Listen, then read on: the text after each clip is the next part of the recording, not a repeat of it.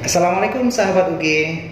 Alhamdulillah hari ini kita masih diberikan kesehatan, kekuatan, dan kesempatan untuk sama-sama hadir di channel Ustadz Gunawan. Dan hari ini kita akan menjawab pertanyaan-pertanyaan yang sudah masuk ke Instagramnya @ustadzgunawan. Ada beberapa pertanyaan, tapi di sesi ini kita akan batasi untuk 3 penanya pertama dulu. Yang lainnya sabar, pasti akan dibacakan di sesi selanjutnya. Pertanyaan yang pertama masuk dari Instagram santri_berkarya. Terima kasih Ustadz. Ustadz, kami ingin bertanya, pernah nggak Ustadz Rasulullah emosi sebagaimana kita Ustadz? Nah, jadi pertanyaan dari santri berkarya ini luar biasa. Kita pernah mendengar sebuah ayat yang mendeskripsikan bagaimana Rasulullah di akhir surah Al-Fat, Muhammadur Rasulullah walladzina ma'ahu asyidda'u 'alal kuffar ruhama'u bainahum. Rasulullah itu punya sifat keras kepada orang kafir, tapi saling mencintai, saling ramah, dan juga saling memaafkan sesama orang Islam. Dan Rasulullah punya sifat yang sangat pemaaf, sehingga dalam sebuah ayat disertakan, walau kunta faddan ghalidhal qalbi lam faddu min haulik. Kalau kamu keras dan bersikap terlalu tegas, orang-orang akan menghilang, akan pergi dari sisimu. Akan tetapi Rasulullah itu pemaaf pada saat kapan? Rasulullah itu pernah marahkah pada saat kapan? Dan orang kadang-kadang mengatasnamakan Islam itu agama damai, sehingga Rasulullah tidak pantas untuk marah. Tapi tahukah sahabat UG, ternyata Rasulullah pernah marah. Setidaknya ada 2 sejarah di mana Rasulullah pernah marah, dan marahnya ternyata sangat besar. Rasulullah memang orang yang paling pemaaf. Bahwa saat beliau diusir oleh kaum Taif, bahkan beliau dilempar sampai giginya patah dan mengeluarkan darah, saat itu Jibril hendak melemparkan gunung ke atas gunung, ke arah warga Taif, tapi Rasulullah berkata, Jibril, maafkan mereka. Allahumma hdi qaumi fa innahum la ya'lamun. Ya Allah, berikanlah petunjuk kepada kaumku karena mereka tidak mengetahui. Lalu di mana kejadiannya saat Rasulullah marah? Ketika pada suatu saat ada suku Yahudi dari Bani Qainuqa yang saat itu sedang duduk-duduk di sebuah warung. Dan di saat yang sama datanglah seorang wanita muslimah yang berjalan dengan pakaian muslimahnya, pakaian Islam, abaya berwarna hitam.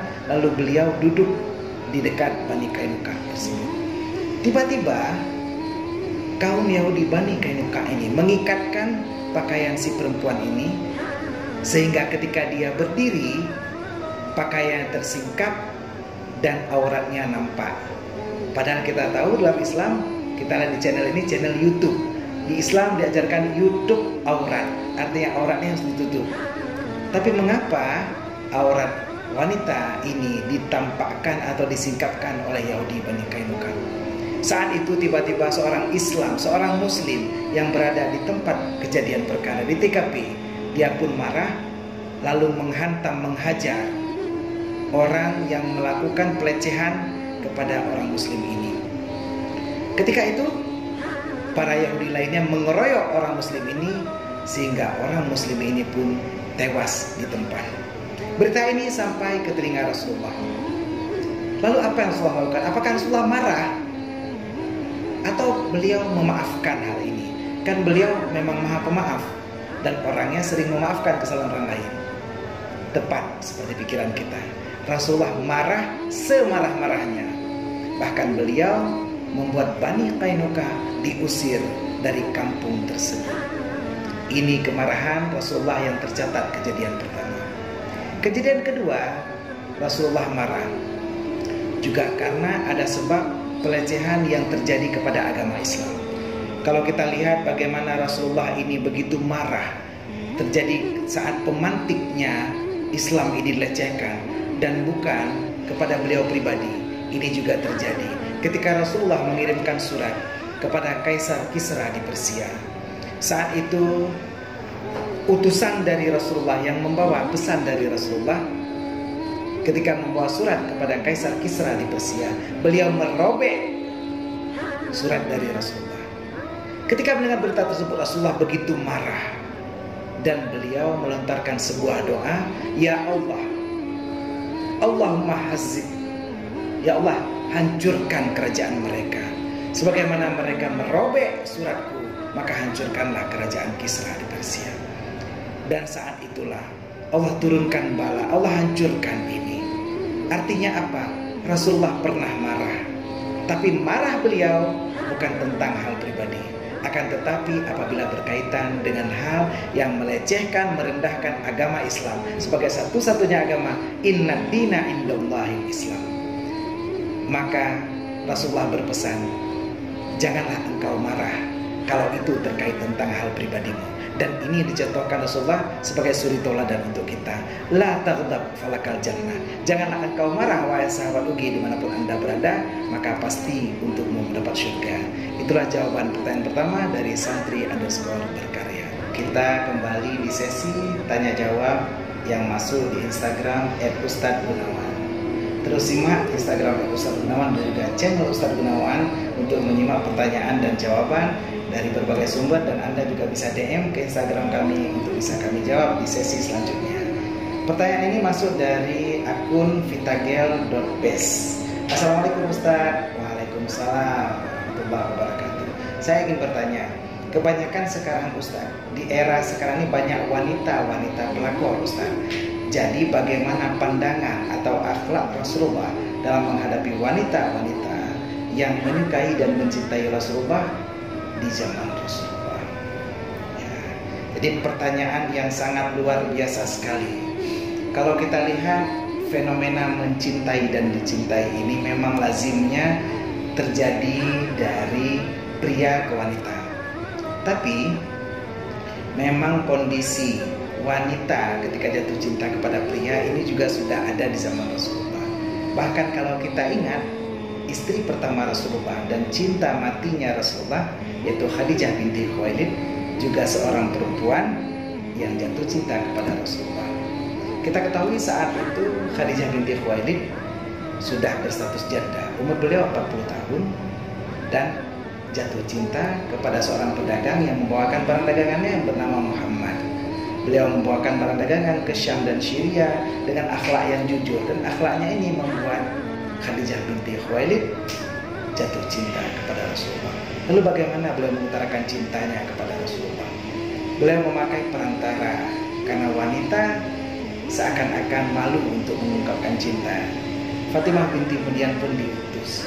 Fatimah binti Munyan inilah yang akhirnya mendeskripsikan bagaimana seorang wanita yang mulia, kaya raya, hartawan, juga merupakan pengusaha yang terkemuka di kota Mekah, jatuh cinta kepadamu wahai Rasulullah. Saat itu beliau masih dipanggil Muhammad Al-Amin. Lalu beliau mengatakan bersedia menikah, dan setelah itulah dipertemukan antara kedua cinta ini sehingga Rasulullah menikah dengan Khadijah binti Khuwailid.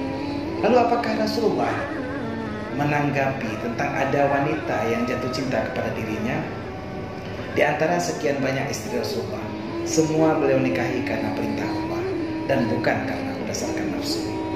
Kalaupun ada wanita yang jatuh cinta kepada Rasulullah atau melemparkan pandangan kepada Rasulullah, maka Rasulullah menjelaskan dengan surat An-Nur bahwa diperintahkan kepada orang beriman ayyaghdudna min absarihinna, wanita-wanita agar menundukkan pandangannya, jangan terlampau melihat kepada wajah tampannya Rasulullah. Sehingga Rasulullah sangat membenci dari beberapa hadis beliau kepada orang yang melakukan tipu daya untuk melakukan pelakor atau berebut laki orang lain. Dari seluruh perempuan yang dinikahi Rasulullah, tidak ada satupun mereka yang berstatus pelakor, artinya merebut Rasulullah sementara mereka masih punya suami. Aisyah yang dinikahi beliau masih berstatus gadis, sedangkan yang lain dinikahi dalam status janda. Untuk orang yang punya kecenderungan mencintai Rasulullah tapi mereka masih bersuamikan orang lain, ini sangat dibenci oleh Rasulullah. Terus kalau ada orang yang memang statusnya gadis ingin merebut Rasulullah tanpa seizin Allah, Rasulullah tidak melakukan ini. Tipu daya yang dilakukan oleh pelakor atau pebinor ini ditentang oleh Rasulullah oleh berbagai hadis.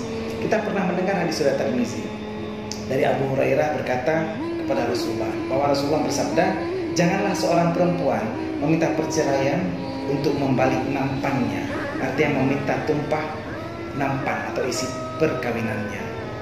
Bagaimana Rasulullah menyuruh menjaga perkawinan seorang laki-laki jangan tergoda dengan pelakor, dan perempuan jangan tergoda dengan pebinor.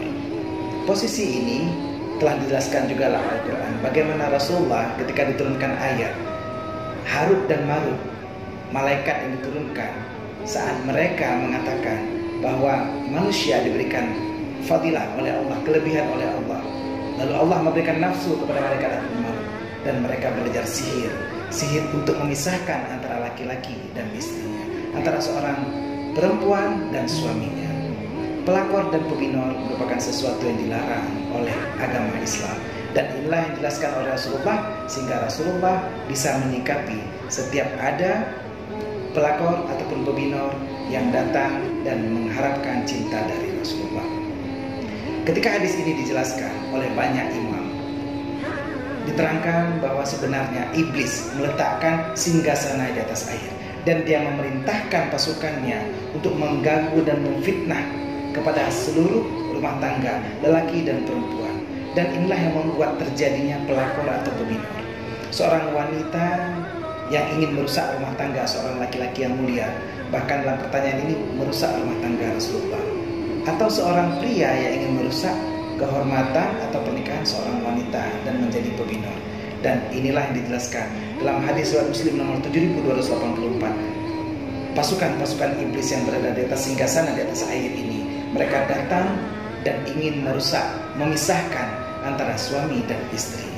Apabila di antara kita adalah pelakor atau pebinor, maka sang iblis berkata, sebaik-baik pasukanku adalah kamu. Dan disinilah kita berlindung. Qul a'udzu birabbin nas, malikin nas, ilahin nas, min syarril waswasil khannas, alladzi yuwaswisu fi sudurin nas, minal jinnati wan nas. Rasulullah mengajarkan kita agar terhindar dari pelakor yang merusak rumah tangga kita, atau pebinor yang merusak rumah tangga kaum ibu di luar sana. Maka selalu bacakan surat Qul a'udzu birabbin nas agar kita terhindar dari godaan minal jinnati wan nas, daripada jin dan manusia. Semoga menginspirasi dan memotivasi bagi Vitagal The Best dan kepada seluruh penonton channel Ustadz Gunawan. Untuk pertanyaan yang masuk ke direct message atau DM di Instagram @ustadzgunawan. Saat ini kita akan menjawab pertanyaan dari @nisa_amalia7. Assalamualaikum warahmatullahi wabarakatuh. Izin Ustadz. Ya, sudah diizinkan. Kami ingin bertanya, apa pandangan Ustadz untuk para lelaki yang kasar terhadap suaminya? Lalu siapa ini yang disinggung? Dan langkah apa yang kami lakukan supaya kami tidak dinamakan wanita musyrik? Ya, pertanyaan yang luar biasa sekali, dan mungkin kalau ada yang dimaksud, mudah-mudahan bisa menonton channel ini. Jadi Imam Al-Ghazali dalam kitabnya berjudul Adab Fid Din, dalam Majmu'ah Rasail Al-Imam Ghazali, itu dijelaskan bahwa ada hak-hak suami terhadap istri. Seorang suami bukan hanya bisa meminta kewajiban kepada istrinya. Istri harus melayani suami, istri harus melakukan apa yang diperintah oleh suami, memenuhi keinginan suami. Tapi juga suami sebenarnya harus paham apa saja hak-hak yang harus dipenuhi terhadap istrinya. Apa kewajiban suami terhadap istrinya? Kalau kamu di luar sana ingin menjadi suami yang baik, seperti yang diharapkan oleh Nisa Amalia, maka tonton channel YouTube-nya Ustadz Gunawan, karena di sini akan ada berbagai tips dan trik bagaimana membina rumah tangga harmonis. Untuk Nisa Amalia, kalau suaminya atau orang di luar sana yang ingin mendapatkan cintanya dari Nisa Amalia dan wanita-wanita yang lain, ajaklah untuk menonton YouTube kita atau ikuti kajian dari ustadz-ustadz dan ceramah dari ustadz lainnya, bagaimana seorang suami punya kewajiban terhadap istrinya. Adab seorang suami, dia harus berinteraksi dengan baik, bertutur kata dengan lembut, menunjukkan cinta kasih, bersikap lapang ketika sendiri, tidak terlalu sering mempersoalkan kesalahan, memaafkan jika istrinya berbuat salah, menjaga harta istri dan tidak banyak mendebat, mengeluarkan biaya kebutuhan istri dan tidak boleh bakhil atau pelit, memuliakan keluarga istri dan senantiasa memberi janji yang baik dan selalu bersemangat terhadap istri. Begitulah dijelaskan oleh Imam Ghazali dalam Al-Adab Fid Din. Jadi kalau kita para suami sudah melakukan hal ini, insya Allah Nisa Amalia dan seluruh wanita di luar sana tidak akan terjerumus menjadi istri yang nusyud. Istri yang nusyud atau durhaka kepada suami tidak akan terjadi bila sang suami sudah menggunakan kewajibannya dan melakukan kewajiban ini kepada istrinya. Seorang suami yang bergaul dan bertutur kata yang lembut akan membuat seorang wanita merasa dihargai, merasa dijadikan pendamping hidup busuk yang sebelah kiri. Untuk wanita-wanita di luar sana, ajaklah suami mengikuti kajian, mengikuti pengajian, mengikuti pendidikan dari Ustadz Gunawan dan seluruh ustadz-ustadz lainnya, agar suami kita menjadi suami teladan seperti dicontohkan Rasulullah. Bagaimana Rasulullah menunjukkan kasih sayang kepada istri? Dengan komunikasi kita bisa tunjukkan bahwa wanita ini adalah pusat kasih sayang kita. Rumah tangga yang kita ingin bina selama ini adalah rumah tangga yang sakinah, mawaddah, warahmah. Tanpa kita berikan kasih sayang kepada seorang wanita yang lemah, maka dia akan menjelma menjadi wanita yang nusyud dan keras kepala. Tapi kalau kita memberikan sebuah kasih sayang, dia tidak akan merasa kecewa kepada dirinya sendiri dan akan bahagia menjadi pendamping hidup dari kita sang suami tercinta. Rahasia bahagia pernikahan adalah ekspresi kasih sayang yang diberikan oleh sang suami kepada sang istri dengan mimik muka yang manis, tutur kata yang lembut, dan wajah yang penuh dengan senyuman.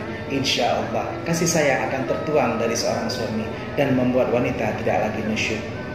Bagaimana langkah yang harus dilakukan oleh orang perempuan? Ajaklah suami kita, walaupun mungkin kita tidak punya hak untuk memerintah sang nahkoda kapal bahtera rumah tangga kita, tapi tugas kita adalah mengajak suami kita watawasau bil haqq watawasau bis sabr.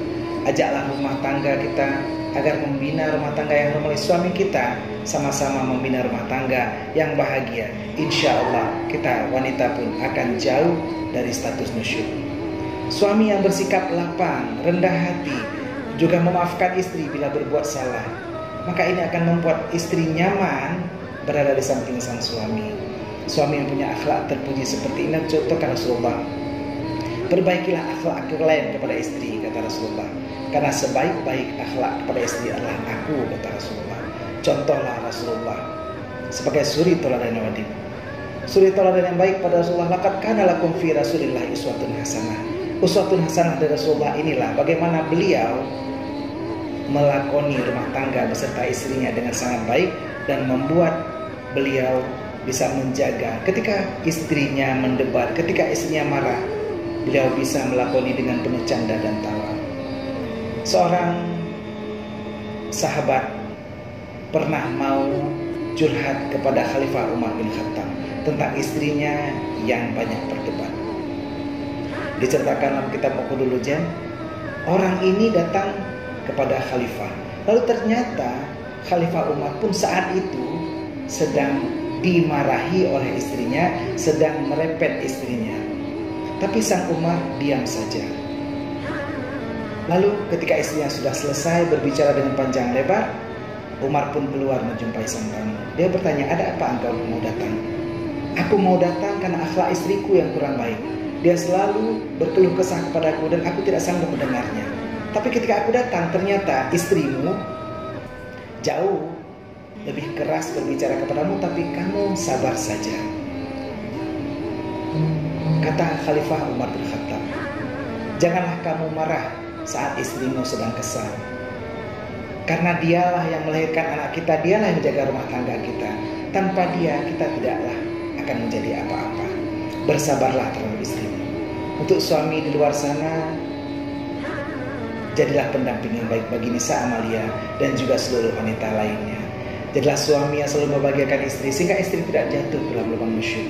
Untuk para wanita di luar sana yang menonton video di channel Ustadz Gunawan ini, silakan share sebanyaknya video ini kepada para suami-suami dan tag teman kalian yang saat ini masih bersikap kasar kepada istri.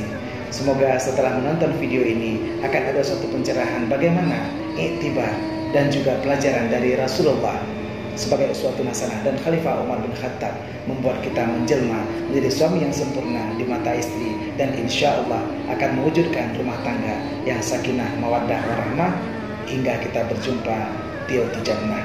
Semoga seluruh penonton channel Ustadz Gunawan dimanapun Anda berada akan diberikan keluarga yang sakinah mawaddah warahmah, dan inilah harapan kita semua. Amin amin ya rabbal alamin. Alhamdulillah, dalam sesi kita kali ini saya begitu semangat untuk menjawab pertanyaan yang masuk di Instagramnya @ustadzgunawan dan juga memberikan tausiah. Hal ini dan tak lain dan tak bukan karena saya hari ini alhamdulillah ditemani dengan hadiah dari Air Coffee dengan varian cold brew-nya. Kopi adalah sebuah minuman yang sudah terkenal di zaman Rasulullah. Bahkan ada seorang sufi yang datang berjumpa Rasulullah, dan saat itu beliau berkata, "Wahai Rasulullah, saya suka sekali meminum kahwah atau kopi." Saat itu Rasulullah memberikan doa khusus untuk para peminum kopi, "Allahumma ja'alha nural libasari." Ya Allah, jadikan kopi ini cahaya bagi pandangan mataku, wa afiatal libadani, dan juga kesehatan untuk badanku, wa syifa'al liqalbi, dan juga obat bagi hatiku, wa dawa'an likulli da'in, dan juga menjadi obat bagi seluruh penyakit. Ya qawiyyu ya matin, ya qawi ya matin, wahai zat yang maha kuat dan maha melakukan segalanya. Tsumma yatlul basmalah, kemudian baru membaca bismillah. Kopi cold brew yang saat ini berasal dari tahun 1600-an dan sudah ada konsentratnya diracik oleh pelaut dan pedagang saat itu dari Belanda dan Jepang. Di tahun 1960-an baru datang Todd Simpson, insinyur kimia Amerika, yang saat itu melakukan tradisi perendaman 6 sampai 24 jam dengan air suhu ruangan dan menamakan dengan toddy. Lalu baru sekitar 1990-an itu baru dinamakan cold brew, dan hari ini 2014 sampai sekarang sudah ada di sekitar kita kopi dari Air Coffee yang mempunyai 4 varian. Ada kopi original black, ada kopi konsentrat 1,5, ada kopi cafe latte, dan kopi sangar. Kopi ini sangat cocok untuk kita souvenir, bekerja, menyetir, mancing, camping, dan juga traveling. Untuk kita yang selalu berkutat dengan ilmu agama sambil belajar bahkan sampai malam hari, ayo kita selalu minum kopi, karena kopi ini membuat badan kita lebih sehat dan insya Allah tidak membuat perut kita sakit, pencernaan kita sakit, lambung kita sakit, karena ini adalah blend dari kopi Robusta dan Arabica, dan pastinya rasanya nikmat, harganya bersahabat. Tetap konsumsi Air Coffee, semoga bermanfaat untuk kita semua. Salam sahabat UG.